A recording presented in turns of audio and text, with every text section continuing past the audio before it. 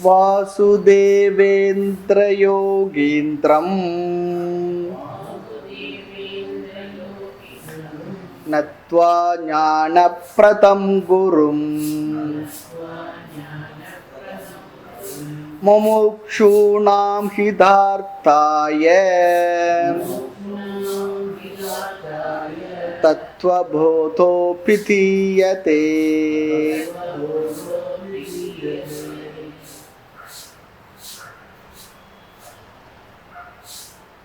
தத்துவபோதம் இந்த நூலினுடைய தியான ஸ்லோகத்தினுடைய விளக்கத்தை பார்த்தோம். இந்த தியான ஸ்லோகத்தினுடைய பிரயோஜனம் என்ன என்று பார்க்கும்பொழுது, இந்த நூலை எழுதிய ஆச்சாரியர் நூல் ஒழுங்கா முறையா முழுமை பெறணும், எழுதி முடிக்கணும், அதுக்காகவும் பிரார்த்தனை பண்ணார். அடுத்து இந்த நூலை பலரும் படித்து பயன் பெறணும். ஆமாம், பிரசித்தமாக இருக்கணும், எல்லாருக்கும் அது போய் சேரணும், அதற்காகவும் பிரார்த்தனை பண்ணணும். அவருடைய பிரார்த்தனை பலித்ததா சொல்லி பார்த்தா நம்ம என்ன சொன்னோம்? ஆம், பலித்தது சொல்லி பார்த்தோம். இதுவரையிலும் சென்ற வகுப்பில் பார்த்தோம். காரணம், இப்போ நாம் படிக்கிறோமே, சம்பிரதாயத்தில் நிறைய பேர் படித்த ஒரு கிரந்தம் இருக்குன்னா அது இந்த நூல் தான்.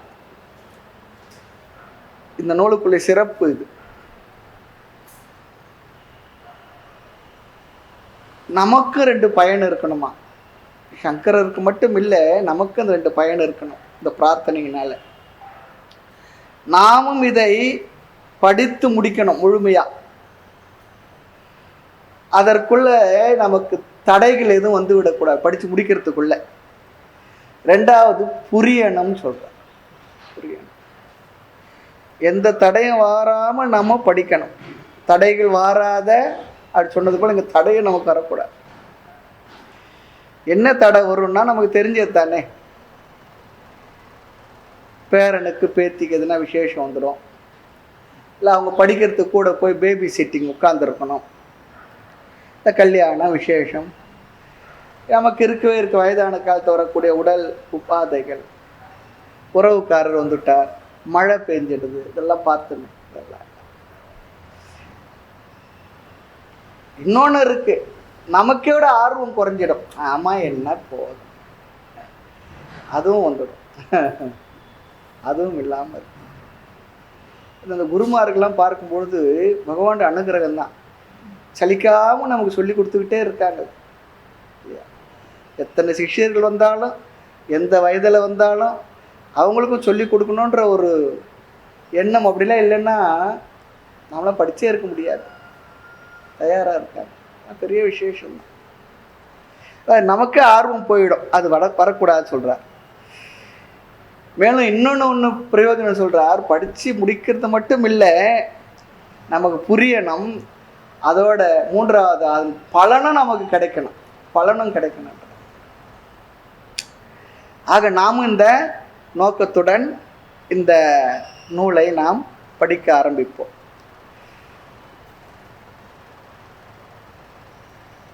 பொதுவாக அடுத்த ஒரு கருத்து சொல்கிறாங்க, ஒரு நூலுக்கு பிரார்த்தனை ஸ்லோகத்தை எழுதும் பொழுது வேறு சில கருத்துக்களை மறைமுகமாக அந்த ஸ்லோகத்தில் வைத்து எழுதுவார்கள், அல்லது தனியாகவும் சொல்லுவார்கள். அது என்ன கருத்தாக இருக்குன்னு சொல்லி பார்த்தா அனுபந்த சதுஷ்டயம் சொல்கிறார். ஆமாம், சாதன சதுஷ்டயம் கேள்விப்பட்டிருப்போம், இங்கே அனுபந்த சதுஷ்டயம். இங்கே ஆசிரியர் இந்த பிரார்த்தனைக்குள்ளேயே அனுபந்த சதுஷ்டயத்தை வச்சிருக்கார் சொல்கிறார். அதே நேரம் இந்த ஸ்லோகத்தை பார்த்து பிரார்த்தனையும் பார்த்து முடிச்ச நமக்கு எந்த வார்த்தையில இந்த அனுபந்த சதுஷ்டயத்தை வச்சிருக்கார் பார்ப்போம்.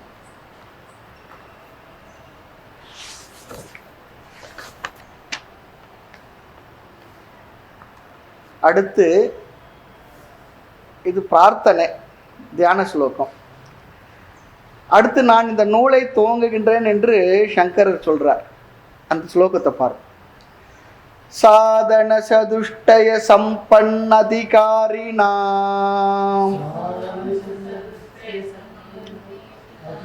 மோக்ஷ சாதன பூதம் தத் விவேக பிரகாரம் வக்ஷ்யாமஹ. சாதன சதுஷ்டய சம்பன்னதிகாரிணாம்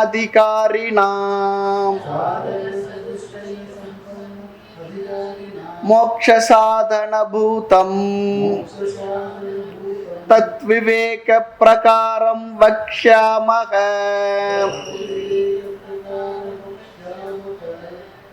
சங்கரர் நூலை துவங்குறார். துவங்கும்போது ஒரு நிபந்தனையை போடுறார். என்ன நிபந்தனை? அந்த நிபந்தனைக்கு பெயர் தான் அனுபந்த சதுஷ்டயம். ஒரு புஸ்தகத்தை எழுதுனா முதல்ல அவர் பூர்த்தி பண்ண வேண்டிய 4 விஷயங்கள் என்னன்னு சொல்லிடுறாரு. ரொம்ப அழகான முறையெல்லாம் பெரியவங்க ஏற்படுத்தி வச்சிருக்காங்க. இந்த 4 நிபந்தனையை பூர்த்தி பண்ணாதான் அவர் அந்த புஸ்தகத்தை எழுதவே ஆரம்பிக்கணும், அல்லது படிப்பவருக்கும் படிக்க முடியும். அதுதான் ரொம்ப முக்கியம். ஒரு நூலை நம்ம கையில் கொடுக்குறார், கொடுத்து நாம் வாங்கிடுறோம். வாங்கின உடனே இது என்ன நூல்னு கேட்குறோம், தெரியாது. அது என்னப்பா விஷயம் சொல்லியிருக்கு, தெரியாது. அதை படித்தா எனக்கு என்ன பிரயோஜனம், அதுவும் தெரியாது. நம்ம என்ன சொல்லுவோம், ஆர்வம் வராது, எனக்கு தெரியாது பண்ணி வச்சுக்கோ, நூல் நமக்கு வேண்டாம்னு சொல்லிடும். ஆகினால புஸ்தகத்தை படிக்க ஆரம்பிக்கிறதுக்கு முன்னே, நூலை படிக்க ஆரம்பிக்கிறதுக்கு முன்னே அதை படிக்கலாமா வேண்டாமா, நமக்கு தேவையா தேவையில்லையா, அது நம்ம பயன்படுமா பயன்படாதா, அதையெல்லாம் படித்த பிற்பாடு முடிவு பண்ணக்கூடாது. நம்ம நேரத்தை செலவு பண்ணி படித்து கடைசி இது ஒன்றும் பிரயோஜனம் இல்லை, வேஸ்ட் அப்படி சொல்லக்கூடாது. எவ்வளோ ஜாக்கிரதையாக இருக்காங்க. ஆரம்பிக்க முன்னே நமக்கு அது தெரிஞ்சுக்கலன்னா நமக்கு டைம் வேஸ்ட். நமக்கே நேரம் ரொம்ப குறைவு, அதில் இது வேறையா?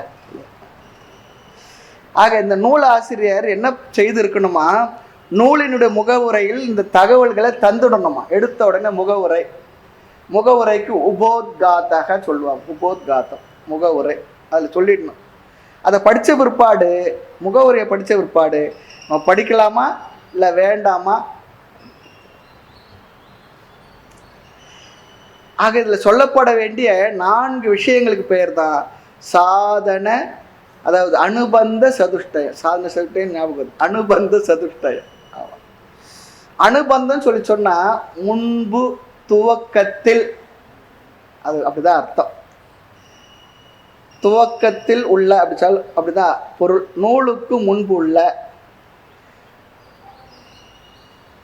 ஒரு நூலை எழுதுறதுக்கு முன்பு இருக்க வேண்டிய முன்புள்ள விஷயம் சொல்லி அர்த்தம். அதனால தான் சொல்லுவாங்க இந்த அனுபந்த சதுஷ்டயம் நூலுக்குள்ளேயும் இல்லை நூலுக்கு வெளியும் இல்லை, துவக்கத்தில் இருக்கிறது. ஆமாம், சதுஷ்டயம் சொல்லி சொன்னால் 4 விஷயங்கள், விவரங்கள். இதில் முதல் விஷயம் என்ன, சப்ஜெக்ட் மேட்டர். என்ன விஷயம் சொல்லியிருக்கோன்னு சொல்லிடணும். 4 விவரங்களில் முதல்ல இல்லை என்ன விஷயத்தை சொல்ல போகிற அது நமக்கு தெரிஞ்சிடணும். தலைப்பு என்ன, என்ன தலைப்பில் நான் பேச போகிறேன். தமாஷா சொல்லுவாங்க, தலைப்பு வைராகியம் சொல்லி சொன்னால் நமக்கு அந்த வைராகியத்தில் வைராகியம் வந்துடும், போதும்பான்னு சொல்லிடும். தலைப்பு வைராகியத்தை பற்றி பேச போகிறேன்னா சாமி நமக்கு வேண்டாம் விட்டுடுங்க. டைட்டில் இல்லாமல் புஸ்தகம் எழுதுனா எப்படி இருக்கும் இல்லையா? ஆக முதல்ல நூலினுடைய தலைப்பு, அதுதான் அதிகாரிஷ்ய விஷய பிரயோஜனஸ்ய சம்பந்தம். 4 விஷயம் இருக்கும் இங்கே. விஷயம் சொல்லி சொன்னால் சப்ஜெக்ட் மேட்டர், என்ன விஷயத்தை சொல்ல போகிறேன். 2வது அதிகாரி. அதிகாரினா ஆஃபீஸர் அர்த்தம் இல்லை, யாருக்காக இந்த நூல், யார் இந்த நூலை படிக்கலாம். தலைப்பே அது யாருக்கு என்று சொல்லிடும், அதிகாரியை சொல்லிடும். இந்த பள்ளியோட புஸ்தகம்லாம் பார்ப்போம், கிளாஸ் போட்டிருப்பாங்க, தமிழ், ஆங்கிலம் அல்லது கணிதம் போட்டிருப்பாங்க. அதை பார்த்தோன்னே இது யாருக்குன்னு தெரிஞ்சிடும். என்ன பண்ணுவோம், அது வேண்டியும் போய் வாங்குவோம், வேண்டாதான் அடுத்த பகுதிக்கு போயிடும், தனக்கு வேண்டிய இடத்துக்கு போயிடும். அதனால இந்த தலைப்பு விஷயம் முதல் போட்டுடணும், தெரிஞ்சிருக்கணும். சப்ஜெக்ட் மேட்டர் ஃபார் ஹூம், யாருக்கு இது பயன்படும். அடுத்து பலன், இந்த நூலை படிக்கிறதுனால என்ன பிரயோஜனம் கிடைக்கும், அது ரொம்ப முக்கியம். ஆமாம், இதெல்லாம் தெரிஞ்சா நம்ம என்ன பண்ணுவோம்? தத்துவ போதத்தை படிக்கலாமா இல்லை வேண்டாமான்னு முடிவு பண்ணிடலாம். இல்லை சாமி நான் போயிட்டு வரேன் கூட சொல்லிடலாம், தப்பு இல்லை. அடுத்து 4வது சம்பந்த, ரிலேஷன்ஷிப், தொடர்பு. அதுக்கு என்ன சம்பந்தம்? எத்தனையோ சம்பந்தம் வந்து எத்தனையோ விதமான சம்பந்தம் இருக்குது. நம்ம படிக்கிற இந்த விஷயம் இருக்க சப்ஜெக்ட் மேட்டருக்கும் அது கொடுக்குற பலனுக்கும் என்ன சம்பந்தம் அது தெரியணும். விஷய பிரயோஜன சம்பந்தம். அப்புறம் இதை நூலை படிக்கிற ஆள் இருக்காரு, அவருக்கு எப்படி அது பலனை கொடுக்கும்? அதிகாரி அவருக்கு அந்த விஷயத்தை படிக்கிறதுனால அவர் பலனுக்கு இருக்க சம்பந்தம். இப்படி நிறைய இந்த சம்பந்த விஷயம் இருக்குது, நிறைய இருக்குது. நமக்கு இந்த சம்பந்த விஷயத்தை அதிகமாக நம்ம போட்டு உருட்டிக்கிட்டு இருக்க வேண்டாம். இதில் அதிகாரி யாருக்கு இது பயன்படும், அதில் சொன்ன விஷயம் என்ன, பலன் என்ன, அது மட்டும் நமக்கு போதும். எந்த ஒரு நூல் ஆசிரியரும் இந்த 4ஐயும் குறிப்பிட்டாகணும். எந்த ஒரு நூல் ஆசிரியரும் 4ஐயும் சொல்லி ஆகணும். சொல்லித்தான் நூலை ஆரம்பிக்க வேண்டும். சில நூலாசிரியர்கள் பிரேயருக்குள்ளேயே அனுபந்த சதுஷ்ட சம்பந்தத்தை மறைத்து வைத்து விடுவார்கள் சொன்னார். நம்ம பார்த்தோம் இல்லையா, வாசுதேவேந்திர யோகேந்திர, அதில் என்ன சொல்லிடுறோம்? முமுக்ஷூனாம் ஹிதார்த்தாய. அப்போ அதிகாரி யாருன்னா முமுக்ஷுவா யார் இருக்கிறாங்களோ அவங்களுக்குன்னு சொல்லிட்டார். நான் அனுபந்த சதுஷ்டயத்தில் ஒன்று சொல்லிட்டுறேன். முமுக்ஷுன்னா என்ன, அது சாதன சதுஷ்டயத்தில் நம்ம பார்க்கலாம். அதனால் இங்கே 2 வேலை நடந்திருக்குமா. பிரேயரும் பண்ண மாதிரி இருக்கும், அனுபந்தத்தையும் சொன்ன மாதிரியும் இருக்கும் சொல்லுவாங்க. இங்கே அதிகாரி விஷயம் பலன் 3ஐயும் இப்போ நம்ம பார்க்கலாம். என்ன விஷயம், யாருக்காக பலன் என்ன? இப்படிப்பட்ட தகுதியை உடைய இப்படிப்பட்ட தத்துவமானது இப்பொழுது என்னால் ஆரம்பிக்கப்படுகின்றது.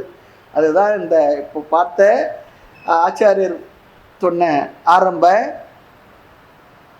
ஸ்லோகத்துடைய அர்த்தம். இதில் முதல்ல என்ன சொல்றார்? அதிகாரியை சொல்லிடுறார். இந்த நூல் யாருக்காக? யார் ஆளு? சாதன சதுஷ்டய சம்பன்ன அதிகாரினா.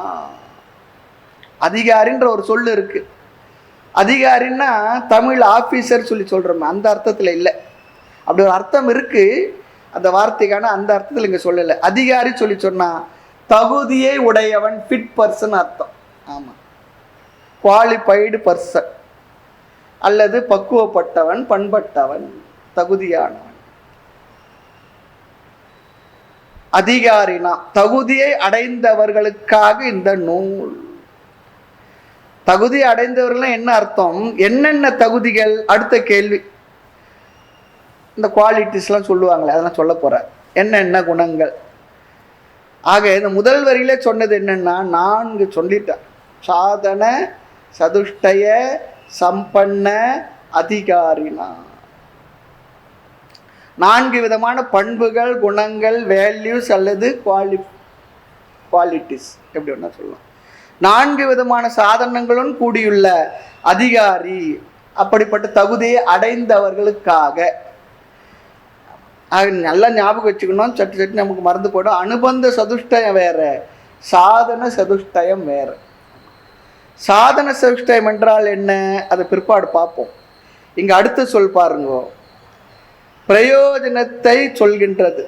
நூலை படிக்கிறதுனால வர பலன் என்ன அதை சொல்றார். மோக்ஷ சாதன பூதம் பலனை சொல்றார். மோக்ஷத்துக்கு சாதனமாக இருக்கின்ற, இங்க பலன் மோக்ஷன்னு சொல்லிட்டார். பலன் என்ன? மோக்ஷம். மோக்ஷம் என்ற லட்சியத்திற்கு, கோலுக்கு இந்த நூல் சாதனமாக, மார்க்கமாக உள்ளதுன்னு சொல்லிட்டார். இதை படிச்சா உங்களுக்கு மோட்சம் கிடைக்கும். சாதனம் என்றால் மார்க்கம் அல்லது கருவி, மீன்ஸ். பூதம் அப்படி சொன்னா இருக்கின்ற சொல்லி அர்த்தம். மோட்சம் என்ற லட்சியத்திற்கு வழியாக அல்லது வழிகாட்டுகின்ற இந்த நூலை நான் எழுதுகின்றேன், வழிகாட்டி. ஆக தத்துவ போதம் என்னும் நூலானது, இந்த நூலினால் என்ன பயன் என்றால் மோட்சம். சில பேருக்கு இந்த மோட்சம் சொல்ற சொல்லே அலர்ஜி ஆயிடும். நிறைய பேருக்கு பயந்துக்கிறாங்களாம். நிறைய பேர் உண்மைதான், இது படிச்சா மோட்சம் கிடைச்சிடும்னா சாமி அப்போ உயிர் போயிடுமா? உயிர் போயிடுமா? அப்ப இறந்த பிற்பாடு அடையிற ஒண்ணா? அதனால சுவாமி எனக்கு எத்தனையோ டியூட்டி இருக்குது, வேலையெல்லாம் இருக்குது, இப்போ வேண்டாம் மோட்சம், நான் அப்புறம் பார்த்துக்கிறேன். என்னை படித்த உடனே மோட்சம் வந்துடுறப்போல இவங்களுக்கு நினைப்பு.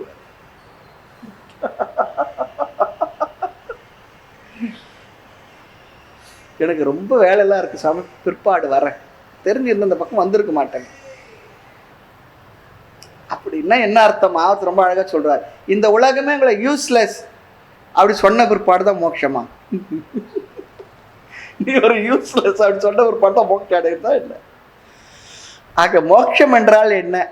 அதைத்தான் முகவரிலே நம்ம பார்த்தோம். அதை இங்கே சொல்றார். மோட்சம் சொல்லி சொன்னா மனதில் உள்ள நிறைவு, அதனால் வருகின்ற ஒரு அமைதி, அதனால் மனதில் உள்ள ஒரு ஆனந்தம், நித்தியமான நிரந்தரமான மகிழ்ச்சி. ரொம்ப முக்கியம், நித்தியமான நிரந்தரமான மகிழ்ச்சி. அந்த மகிழ்ச்சியை வேறு எதுவுமே என்ன பண்ண முடியாது, கூட்டவும் முடியாது, குறைக்கவும் முடியாது. ஆமாம், அதுதான் இங்கே ரொம்ப முக்கியம். நித்தியமான நிரந்தரமான மகிழ்ச்சி, குறைவில்லாத நிறைவு. அது எப்போ சுவாமின்னா உயிருடன் இருக்கும் பொழுது, உயிருடன் இருக்கும் பொழுது. அல்ல அல்ல குறையா அகண்டித ஆனந்தம் தான் இங்க மோட்சம் சொல்றார். தாய்மன்னர் அழகா சொல்றார், அல்ல அல்ல குறையா அகண்டித ஆனந்த வெள்ளம் எனக்கையா வெளிப்படுத்த வேண்டாவோ. நல்ல வார்த்தையெல்லாம் போடுறார். அல்ல அல்ல குறையாத வரணும் சாமி. அப்படி எதுனா வேற எதுனா இருந்தா சொல்லுங்க, இது வேண்டாம். அல்ல அல்ல குறையாத எல்லாம் இருந்தா சொல்லி, அல்ல அல்ல குறைய அகண்டித, துண்டுபடாத, பிளவுபடாத, டிவிஷன்லெஸ் அகண்டிதம், ஆனந்த வெள்ளம். அதுதான் இங்க மோட்சம் சொல்றாங்க. நல்ல வார்த்தை போட்டார். ஆக மோட்சத்திற்காக எழுதுறேன்னு சொல்லி சொன்னா மன நிறைவுக்காக எழுதுற. யாருடைய மன நிறைவுக்கு? அது ஒன்று இருக்கு. படிக்கின்ற எல்லாருடைய நிறைவுக்கு. அவர் நிறைவா தான் இருக்கார். அப்படி நிறைவா இருந்ததுனாலதான் அவர் நிறைவான இந்த நூலை எழுதினார். ஆமா, வாழ்க்கையில ஒவ்வொருவரும் பெற வேண்டியது மன நிறைவு. அதற்கு தான் நம்ம வாழ்க்கை. எவ்வளவு நாள் வாழ்ந்தாலும் நிறைவு என்றால் என்ன என்று தெரிந்து கொண்டு புரிந்து கொண்டு என்ன காரியங்கள் செய்தாலும் அந்த மன நிறைவோடு அமைதியோடு வாழ்வது. நம்ம பிராரப்தத்து மூலமா என்னென்ன வாழ்க்கை எப்படி அமைஞ்சிருக்குமோ அதெல்லாம் இருக்கும். அதற்கு நடுவில் நம்முடைய மனதை அமைதியாக வைத்து எப்படி வாழ்வது, அதை தான் சொல்லி கொடுக்குது வேதாந்தம். ரொம்ப முக்கியம். அது எல்லாம் சரியான பிற்பாடு நான் வேதாந்தம் படிச்சுட்டு நிறைவா இருக்கிறேன்னா அது முடியவே முடியாது. ஏன்னா இயற்கையே குறைவுகள் உடையது தான். பிரகிருதியுடைய தன்மையே குறைவுடையது தான். இந்த குறைவுடைய பிரகிருதியின் மூலமாக வந்த உடல் மனம் இதெல்லாம் நிறைவை பார்க்கவே முடியாது, ஒரு நாளும் வராது. அது நமக்கு புரியணும், அதை புரிய வச்சிடுது. அப்ப நீ யாருன்னா இந்த எல்லா விதமான குறைகளுக்கு நடுவில் நீ எப்படிப்பட்டவனா இருக்கின்றா என்றால் நிறைவான ஆனந்த ஸ்வரூபமான ஆத்மாவாக நீ இருக்கிறா. அதுதான் வேதாந்தம் நமக்கு சொல்லிக் கொடுக்குற பெரிய விஷயம். அதற்காக தான் நம்ம வாழ்க்கை. இல்லை சுவாமி, இப்போதைக்கு மனசு நிறைஞ்சிருக்கு இல்லையா, ஆனாலும் கொஞ்ச நேரம் பொறுத்து என்னன்னா அது நிறைவு போயிடுச்சு இல்லையா? அப்படிலாம் இல்லை. நான் தான் நிறைந்திருக்குன்னு சொல்றேன்னு இல்லை. நிறைய பேருக்கு எனக்கு நிறைவு தருகின்ற அவர் நிறைஞ்சவராக இருப்பார் அண்ணா, நிச்சயமா நிறைவா தான் இருந்திருக்கார்.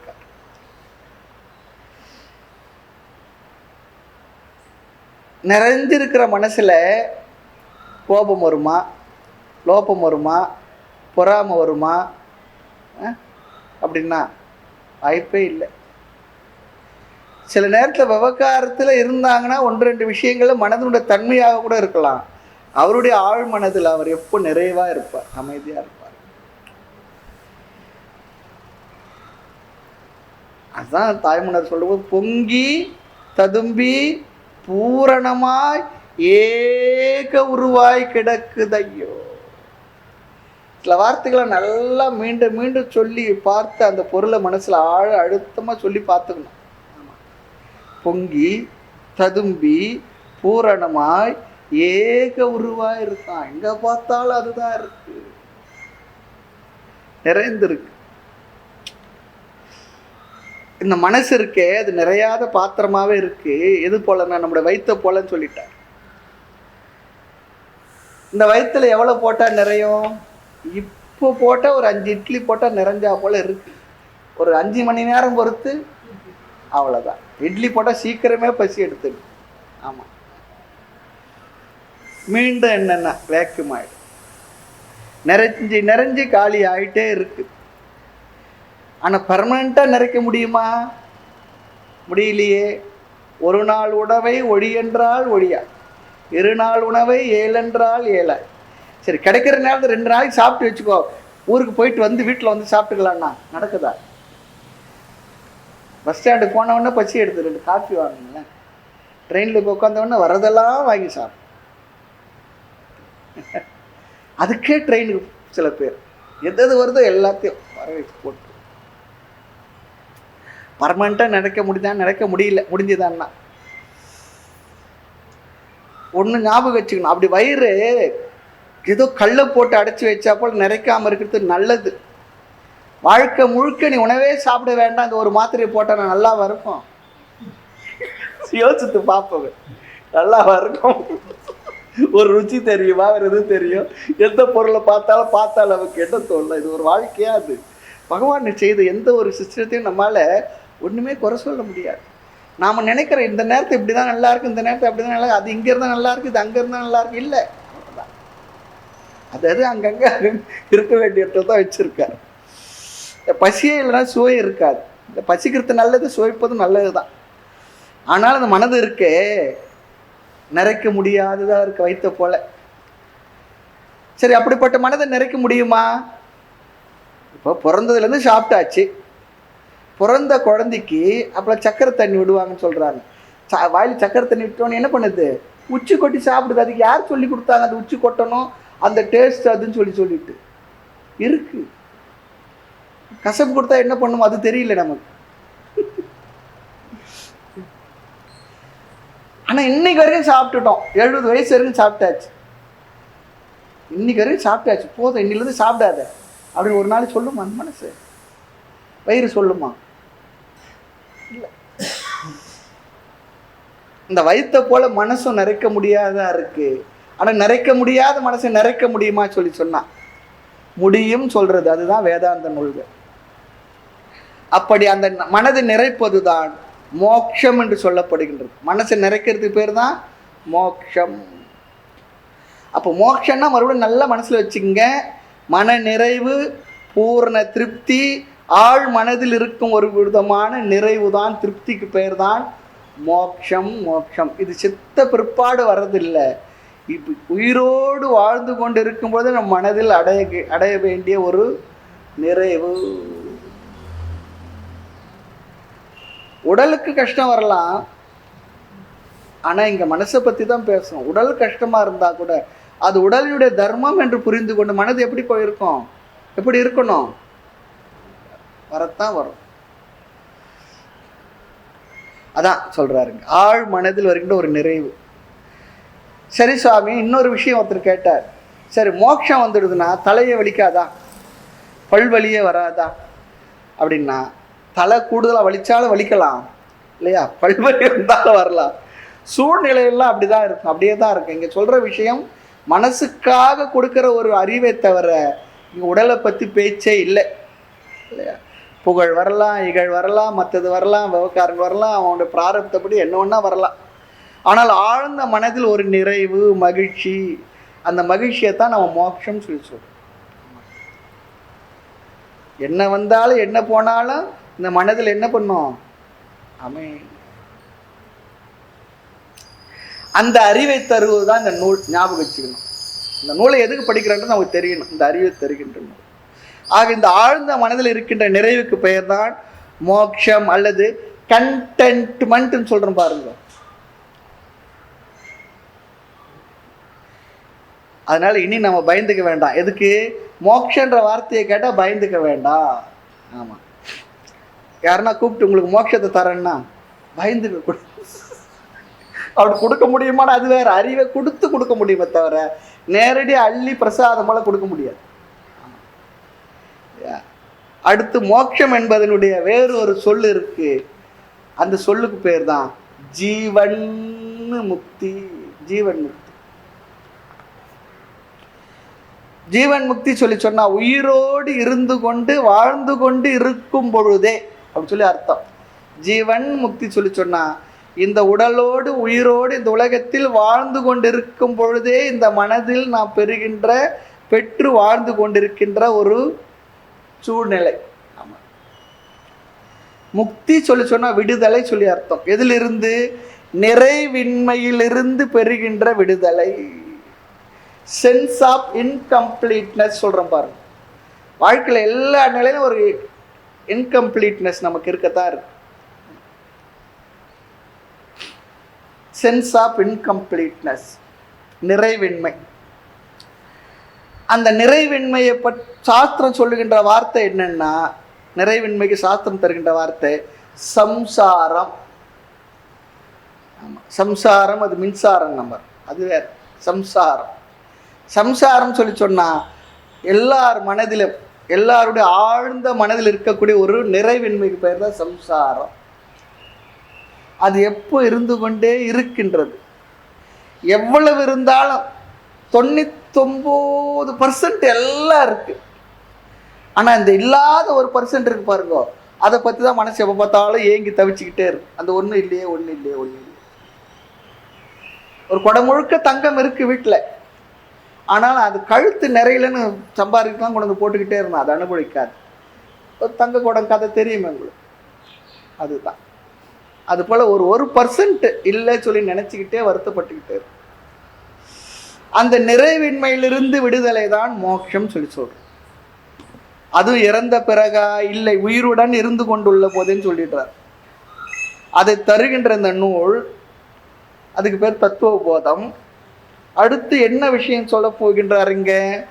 தத்துவ விவேக பிரகாரம் வக்ஷ்யாமக சொல்லி சொன்னா நான் சொல்ல போகின்றேன். என்ன? தத்துவ விவேகம். தத்துவம் சொல்லி சொன்னா உண்மை, ரியாலிட்டி ஆஃப் ட்ரூத். உண்மையை சொல்ல போறேன். விவேகம் என்றால் ஞானம். போதம் என்ற சொல்லும் விவேகம் என்றாலும் ஞானம் தான் அர்த்தம். தத்துவ போதம், தத்துவ விவேகம். பிரகாரம் சொல்லி சொன்னா மெத்தடுன்னு அர்த்தம், முறை. இந்த தத்துவத்தை, உண்மையை, இந்த ரியாலிட்டி இருக்கு பாருங்க, அந்த உண்மையை ஆராயும் முறையை நான் முறையாக சொல்லி கொடுக்க போகின்றேன், அதை சொல்ல போகின்றேன். அழகா சொல்றார். ஆக இங்க சப்ஜெக்ட் மேட்டர் என்னன்னா, அழியாத என்றும் உள்ள மெய்ப்பொருளை பற்றி ஆராயும் முறையையும் விசாரம் செய்யும் முறையையும், மெத்தட், ஒரு சிஸ்டமேட்டிக்கா உனக்கு நான் சொல்லி கொடுக்க போறேன்னு சொல்றாரு. சிஸ்டமேட்டிக்கா சொல்லி கொடுக்க போறேன், அதுதான் உங்களுடைய விசேஷம். ஆக சாதன சவிஷ்டயம் என்கின்ற டெக்னிக்கல் டேம் இருக்கு, அதெல்லாம் இங்கே சொல்றார். யாருக்கு எதற்காக இந்த நூல் என்ற வார்த்தையை அறிமுகப்படுத்தி விட்டார். அந்த தகுதியை உடையவருக்கு தத்துவ விவேக விசாரம் சொல்ல போகின்றேன். சரி, தத்துவ விவேகம் என்றால் என்ன நமக்கு தெரியாது, சொல்லத்தானே போறார் நூலுக்குள்ள. அதுக்கு முன்ன சாதன சவிஷ்டம் என்றால் என்ன என்று சொல்லி கொடுக்க போகின்றார். ஆக இந்த நூலை நாம் முதலே பார்த்தோம், உரையாடலாக உரைநடையாகத்தான் குரு சிஷ்ய சம்வாதம் வச்சிருக்கா. சிஷ்யம் பேர் தெரியல, குரு சொல்லி கொடுத்து கொண்டு வருகின்றார். யாரோ ஒரு சிஷ்யம் கேள்வி கேட்க பதில் குரு சொல்வதாக அமைந்திருக்கின்றது. இப்பொழுது நூல் ஆரம்பமாகின்றது. என்ன? தத்துவ விவேகம், ஆத்ம தத்துவ விசாரம். ரெண்டும் முக்கியம். தத்துவ விவேகம்னா ஆத்ம விசாரம், அதுதான் முக்கியம். சாதன சதுஷ்டயம் கிம் நித்யா நித்ய வஸ்து விவேகஹ இஹா முத்ரார்த்த பலபோக விராகஹ சமாதி ஷட்க சம்பத்திஹி முமுக்ஷுத்வம் சேதி சாதன சதுஷ்டயம் கிம் நித்யா நித்ய வஸ்து விவேகஹ இஹா முத்ரார்த்த பலபோக விராகஹ சமாதி ஷட்க சம்பத்திஹி முமுக்ஷுத்வம் சேதி. இங்க சிஷ்யனுடைய கேள்வி, சாதன சதுஷ்டயம் கிம், கிம் சொல்லி சொன்னா என்ன, சாதன சதுஷ்டயம் என்றால் என்ன, இதுதான் கேள்வி. What are the four fold means? நாலு சொல்றீங்களா, அது என்ன, அது சொல்லி கொடுங்க. ஏற்கனவே சதுஷ்டயம் சொல்லியிருக்கு, அது என்ன, அனுபந்த சதுஷ்டயம். இங்க நாம ரெண்டாவதா பார்க்கறது சாதன சதுஷ்டய சம்பத்தி. இந்த சாதன சதுஷ்டய சம்பத்தி உடையவர்களுக்காக நூல் எழுதப்பட்டது. உடனே சிஷ்யன் கேட்டுட்டான் அப்படின்னா என்ன அர்த்தம்னா, ஞாபகம் வச்சிருக்கிறார் அர்த்தம். கேட்கறது எதுக்காக, ஞாபகம் வச்சுக்கிறதுக்காக. அப்பதான் சொல்லி கொடுக்குறவங்களுக்கு சந்தோஷமா இருக்கும், ஆசையா இருக்கும். ஆகவே சாதன சதுஷ்டயம்னா என்ன சுவாமின்னு கேட்டுட்டான் குருநாதரே. சாதன சதுஷ்டயம்னா என்ன? சதுஷ்டயம் சொல்லி சொன்னா குரூப் ஆஃப் ஃபோர்னு அர்த்தம். ஆமா, நான்கினுடைய கூட்டம், நான்கு பொருள்கள், நான்கினுடைய கூட்டம், நான்கினுடைய சேர்க்கை, சாதன சதுஷ்டயம். சாதனம் என்றால் எஃபர்ட், முயற்சி, அந்த அர்த்தம் இல்லை. இங்க சாதனம் என்றால் பண்பு அல்லது வேல்யூன்னு சொல்லி அர்த்தம். இந்த இடத்துல நான்கு குணங்களினுடைய பண்புகளுடைய சேர்க்கை, சாதன சதுஷ்டயம். அப்ப நான்கு பண்புகள் என்றால் என்ன? சிஷ்யன் ஏன் இந்த கேள்வியை கேட்கிறான்னா, ஆசிரியர் எப்படி அறிமுகப்படுத்தினார் அதை வச்சு தானே கேட்கணும். இந்த நான்கு பண்புகள் யாருக்கு இருக்கோ அவர்களுக்காக இந்த நூல் எழுதப்படுகிறது சொல்லிட்டார். அந்த பண்புகளுடன் தத்துவ விவேகத்தை செய்யும் போது அவர்களுக்கு ஞானம் ஏற்பட்டு மோட்சம் என்கின்ற பலன் கிடைக்கிறதுன்னு சொல்லிட்டார். அப்போ மோட்சம் வேணும்னா என்ன பண்ணணும்? விசாரம் பண்ணணும். அப்போ விசாரம் பண்ணுறதுன்னா எப்படி பண்ணணும்? யார் பண்ண முடியும்? சில விதமான தகுதியுடன் இருப்போதை விசாரம் பண்ண முடியும். இப்போது கல்லூரிக்கு போகணும், என்ன தகுதி வேணும்? +2 முடிச்சியா இல்லையா? அது அப்படின்னா கல்லூரிக்கு. அப்புறம் பிஜி பண்ணணும் அப்படின்னா என்ன தகுதி இருக்கணும்? ஆமாம், பிஎஸ்சி முடிச்சியா, எம்எஸ்சி படிக்கணும்னா. எம்ஃபில் பண்ணணும்னா என்ன?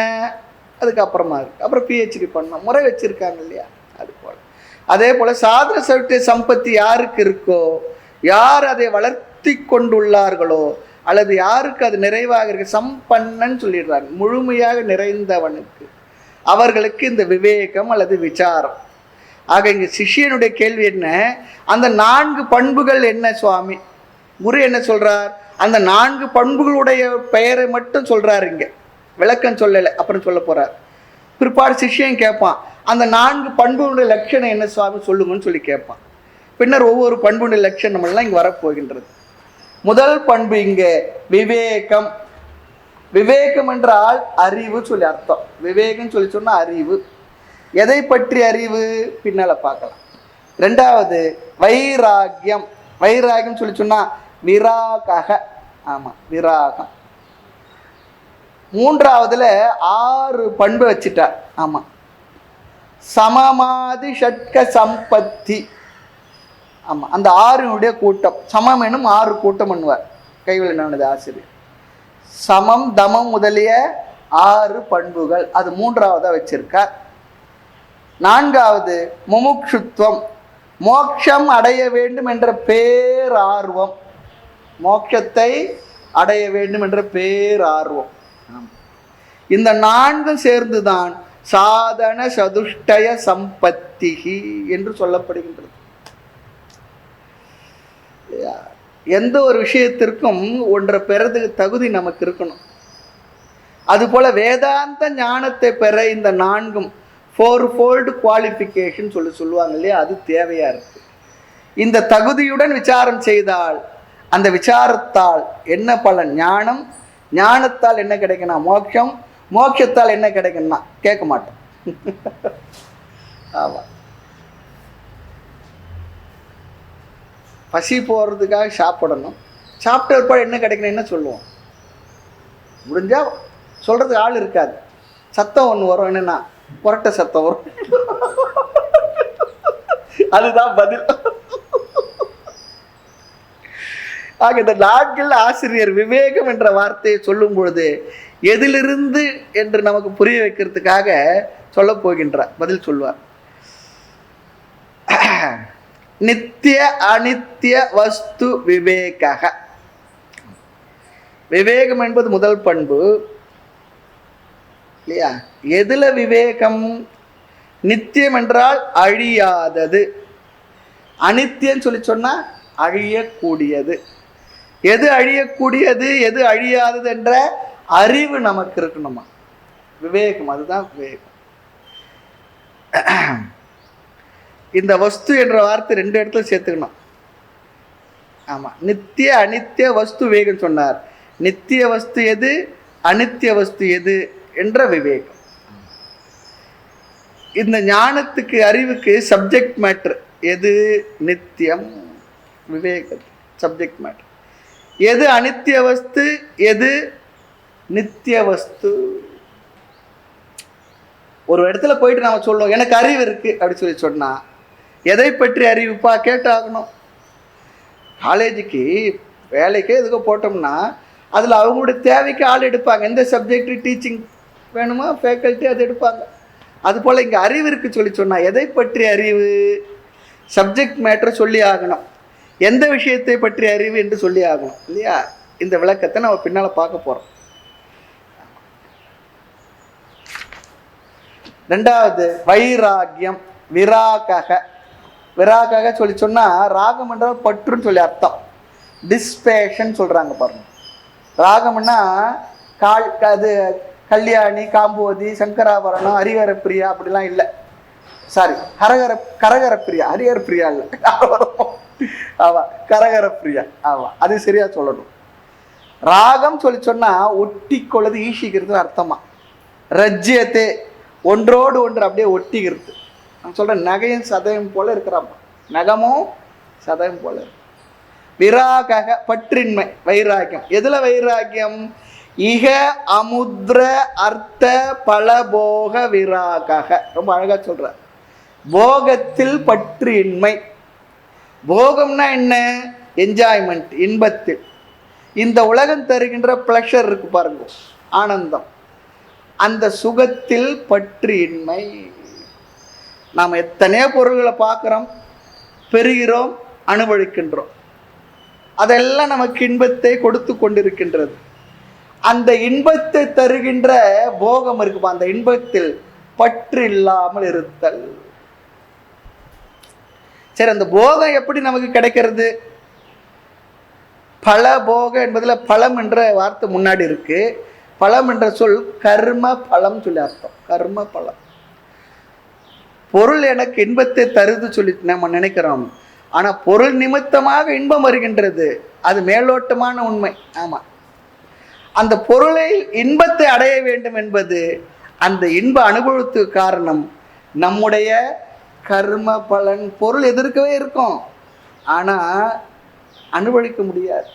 ஏன்னா அதுதான் கர்ம பலன். நல்லா கண்ணெதிர்க்க ஜிலேபி, ஜாங்கிரி, மைசூர் பாக்கு, லட்டு எல்லாம் இருக்கு. ஆனா என்னன்னா டாக்டர் சொல்லிட்டார், இப்போ 400 இருக்கு, சாப்பிடாதீங்க. கண்ணதில் சொல்லிட்டார். இருக்கு, அனுபவிக்க முடியல. அப்ப என்ன பொருள் இருக்கே, அனுபவிக்கிறதுக்கு எது தடையா இருக்கு? நாம நினை சுகர் தடையா இருக்குன்னு நினைப்போம். அதுதான் கர்ம பலன். அதுதான் ரொம்ப நல்ல வார்த்தைகள் தான், அழகா சொல்றாங்க. இப்படிலாம் ஒழுங்கா படிச்சுன்னு வச்சுங்களேன், படிக்கிற முறையில் படித்தோம்னா நிறைவில் மனதில் நமக்கு ஒரு கிளாரிட்டி வந்துடும். ஆமாம், விஷயங்கள்ல.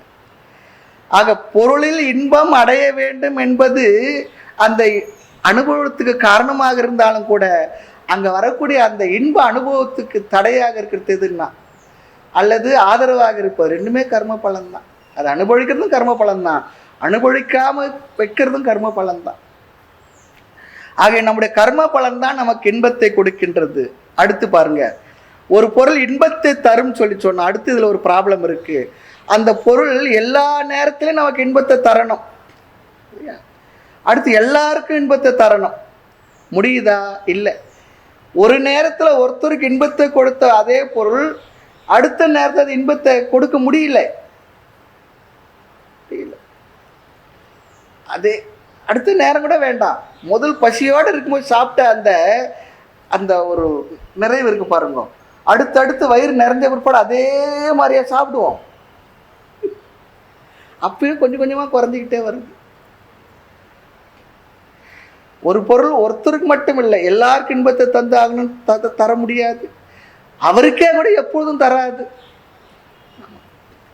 ஒரு நேரம் இன்பமாக இருக்கும், ஒரு நேரம் துன்பமாக இருக்கும். நண்பரே ஒரு சமயம் மகிழ்ச்சியை தருவார், ஒரு சமயம் என்ன தருவார்னா துக்கத்தையும் தருவார். ஆக பொருளுக்கும் அது தரும் இன்பத்திற்கும் ரொம்ப டிஸ்டன்ஸ் அதிகமாக இருக்கு. டிஸ்டன்ஸ்னா என்ன? என் டேபிள்லே இருக்கு அருமையான இனிப்பு பலகாரம், ஆனால் என்னன்னா தூரத்தாண்டு இருக்கு, அனுபவிக்க முடியாது. இல்லை பண்றது. ஆக பல போக விராக, நம்முடைய கர்மத்தினுடைய பலனாக வந்துள்ள இன்பத்தில் பற்று. அழகா போடுறாங்க வார்த்தை. அந்த பல போக விராகம் என்பதற்கு ரொம்ப அழகான அர்த்தம். நம்முடைய கர்மத்தின் பலனாக வந்துள்ள இன்பத்தில் பற்றின்மை. அது இருந்தாலும் கூட, எனக்கு இன்பத்தை தருவதற்கு ரெடியா இருந்தாலும் கூட வேண்டாம், போதும், அவ்வளவு பற்றின்மை. இனி அந்த பொருள் எப்படிப்பட்டது? அதை ஆசிரியர் ரெண்டா பிரிக்கிறார். இகலோகத்தில், இந்த உலகத்தில் இருக்கின்ற பொருள்கள்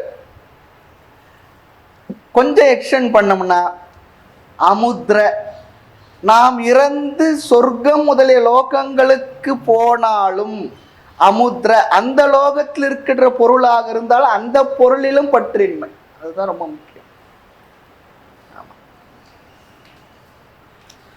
பொருள் மீது பற்று இருந்தால் அது தரும் சுகத்திலும் பற்று வந்துவிடும். ரொம்ப ஞாபகம் வச்சுங்க.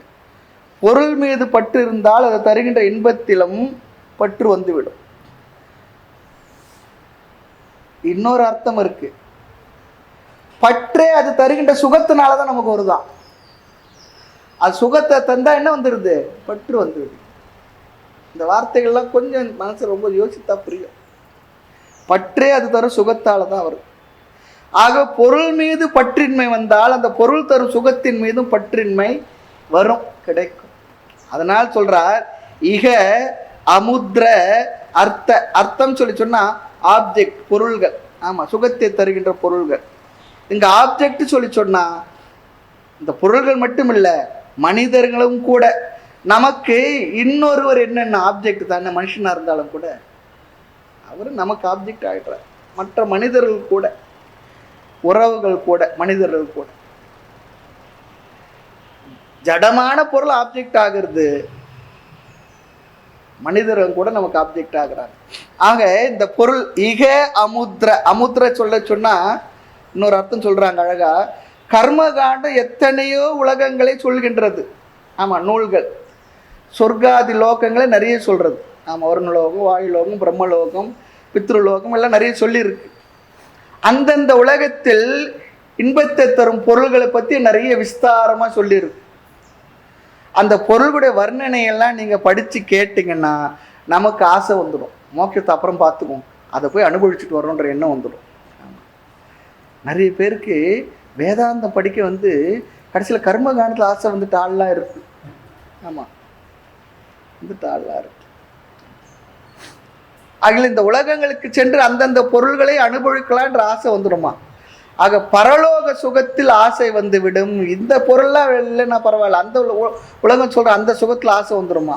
ஆகவே இந்த உலக மேல் உலக பொருள்களிலும் அந்த பொருள் தரும் சுகத்திலும் பற்றின்மை.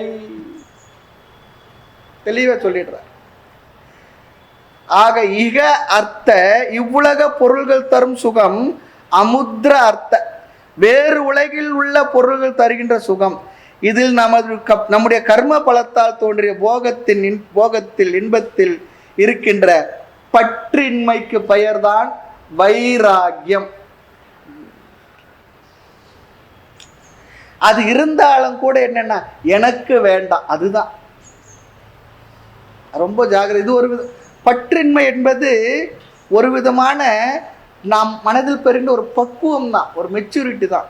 அது இருந்தாலும் எனக்கு வேண்டாம். அதுக்காக பிறரெல்லாம் அதை அனுபவித்து கொண்டிருக்கிறாங்கன்னா அதை பார்த்து நமக்கு வருத்தமும் இல்லை, அதுவும் முக்கியம். ஐயோ நமக்கு சாப்பிட முடியலையே, நம்மளால் அனுபவிக்க முடியல, அவங்களாம் அனுபவிக்கிறாங்க, அப்படியும் இல்லை. எனக்கு வேண்டாம், எனக்கு போதும், அவ்வளோதான். அது ஒரு மனதினுடைய ஒரு பக்குவம் தான். ஆக நமது கர்ம பலத்தால் தோன்றிய போகத்தில் இன்பத்தில் இருக்கின்ற பற்றின்மை வைராகியம். மேலும் வைராகிய விளக்கம் சிஷ்யன் கேட்க குரு சொல்லுவார், அங்க பார்க்கலாம். மூன்றாவது சமாதி ஷட்க சம்பத்திகி, சிக்ஸ்ஃபோல்ட் வெல்த் ஆஃப் சமா எக்ஸெட்ரா சொல்றார். ஆமா, சமாதி சொல்லி சொன்ன சமம் முதலிய, ஆதி பிகி, ஆதி சொல்லிச்சுன்னா முதலிய எக்ஸெட்ரான்னு அர்த்தம். ஷட்கம் சொல்லி சொன்னா 6, குரூப் ஆஃப் 6, குரூப் ஆஃப் 4 பார்த்த பாருங்க, அதுக்குள்ள குரூப் ஆஃப் 6, 6னுடைய கூட்டம். சம்பத்தி சொல்லி சொன்னா சம்பத் சொல்ற பாருங்க, பேர் வச்சுக்கலாம், சம்பத் வெல்த்ன்னு அர்த்தம். சம்பத் என்றால் செல்வம் சொல்லி அர்த்தம். குழந்தைங்களுக்கே சம்பத்துன்னு சொல்லி பேர் வைக்கிறோம். ஆமாம், அது சம்பத்தா இல்லை வேற எதுவும் நமக்கு அப்புறம் தான் தெரியும். சம்பத் வெல்த். சமாதி ஷட்க சம்பத்திகி, சமம் முதலிய 6 குணங்கள், நற்பண்புகள். ஆமாம், 6 மனமே 6, அந்த ஆண்டவன் கட்டளை 6, அது போலதான். சமம் எனும் 6 கூட்டம். உடனே சிஷ்யன் கேள்வி கேட்பான், அந்த 6 என்ன கேள்வி கேட்டுருவான். அப்படின்னா என்ன அர்த்தம்னா, குரு சொல்ல சொல்ல கவனிச்சுக்கிட்டே வராருன்னு சொல்லி அர்த்தம்.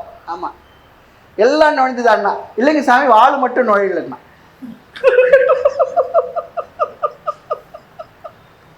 குரு பாடம் எடுத்துருவோம், சிஷ்யன் ஏதோ ஒரு எலி இங்க மரத்துல வாழு மட்டும் வெளியே இருக்கு நுழையல.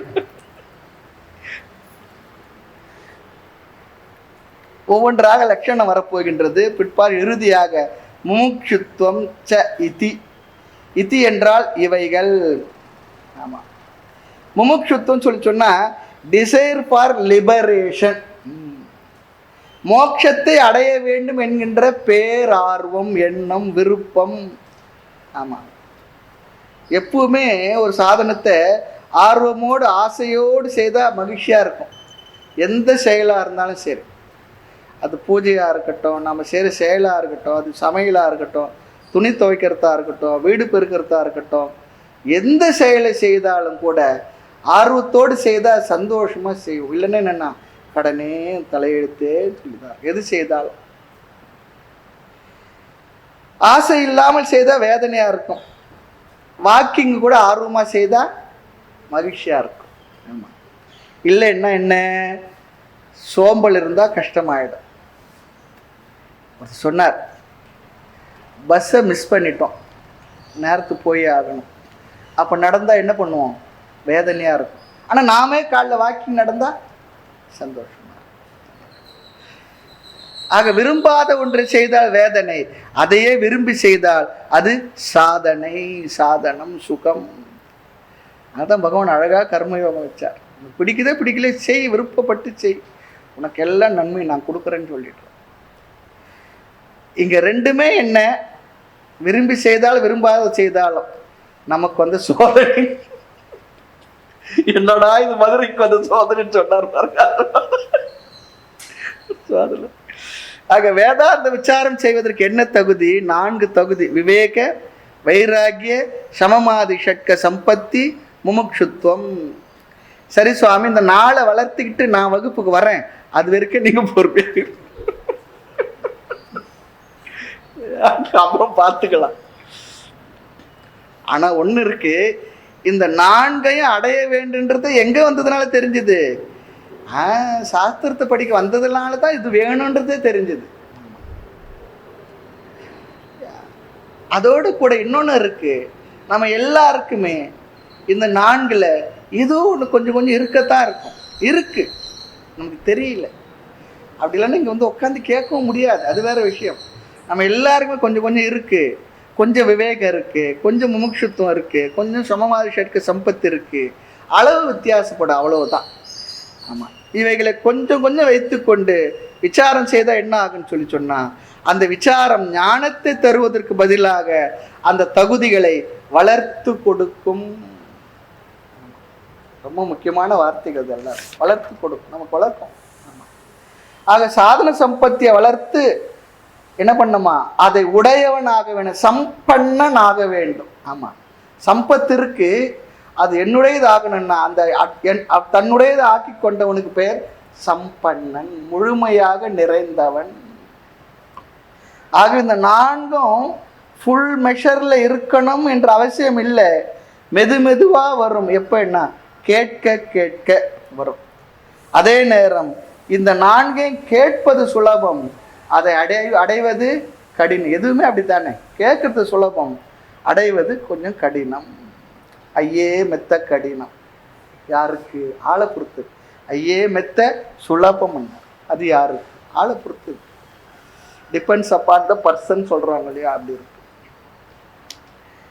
ஆக உணவு தயார் பண்றது கடினம், சாப்பிட்றது சுலபம். அதான் சொன்ன சமையல் கடினம் சொல்லி சொன்னா பசி போகுமா? செய்து சாப்பிடணுமே.